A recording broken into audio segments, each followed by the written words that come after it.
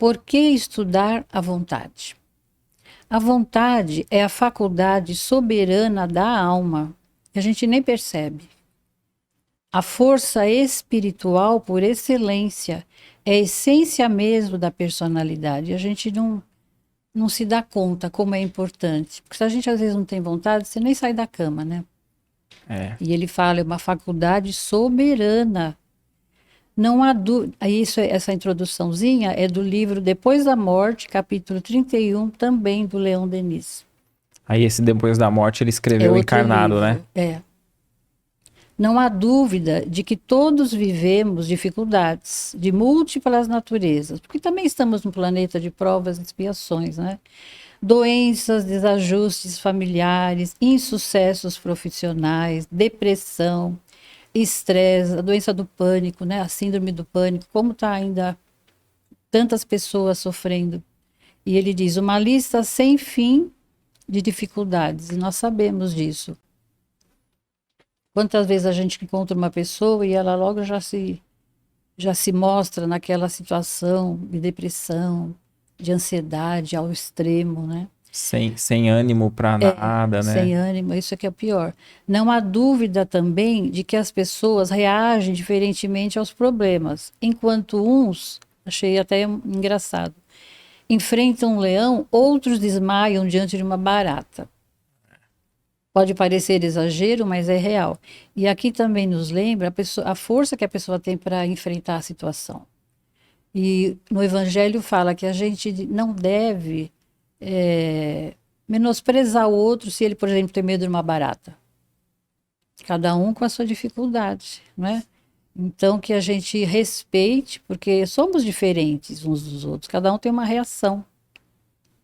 Embora tenhamos estes fatos diante dos nossos olhos, saberíamos responder a perguntas tão elementares como as que se seguem. Aí ele nos sugere umas perguntas para reflexão. Por que temos esses problemas específicos? Eu penso que cada um de nós, com a sua dificuldade, onde é o aprendizado, né? Onde está o aprendizado, aí vem a dificuldade de acordo. Porque uma coisa que você já superou, ela não volta. A lição que foi aprendida, ela não retorna. Então a gente vai, assim, se debruçar para melhorar, para vencer aquelas dificuldades que nós ainda não superamos. Então, Aí ele. então não adianta correr, né? Não. Quando a gente tem uma dificuldade, é enfrentar, né? É porque Porque ela vai senão te alcançar. senão ela se repete. Repete. Às vezes uma outra forma, mas a essência está ali, o problema está ali. Se você não superou, às vezes a gente fala assim, ai, igual da outra vez que você falou que a gente encontra vizinhos, reencontra amigos.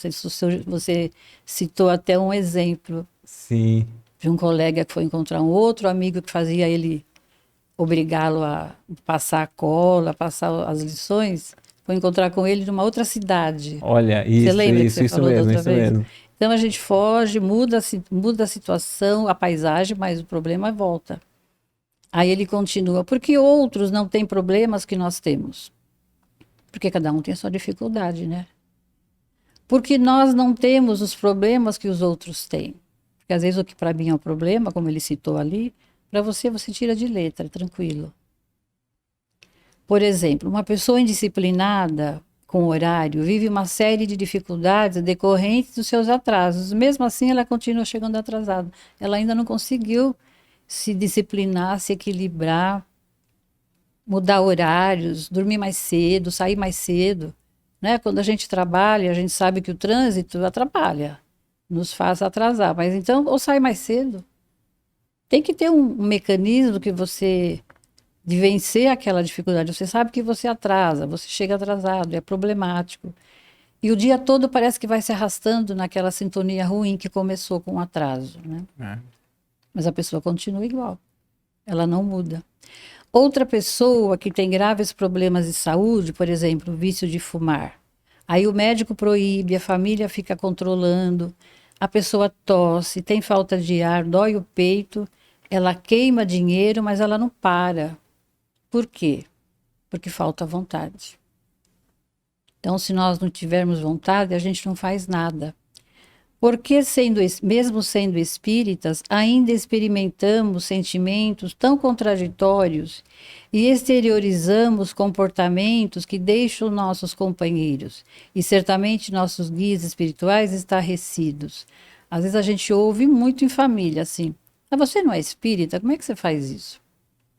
Como se ser espírita fosse um ser perfeito. Imagina. A gente está igual, estamos todos na mesma. Eu penso que depois nós vamos falar da escala, né? A gente está ali no mesmo patamar. Não temos assim, não podemos dizer porque somos espíritos, somos melhores e perfeitos. Pelo contrário, nós temos que lutar para vencer as imperfeições. E a gente ouve muito em família. Mas você é espírita, como é que você fez isso? E aí a gente tem que refletir e aceitar, porque às vezes você faz e não percebe, né? Sim.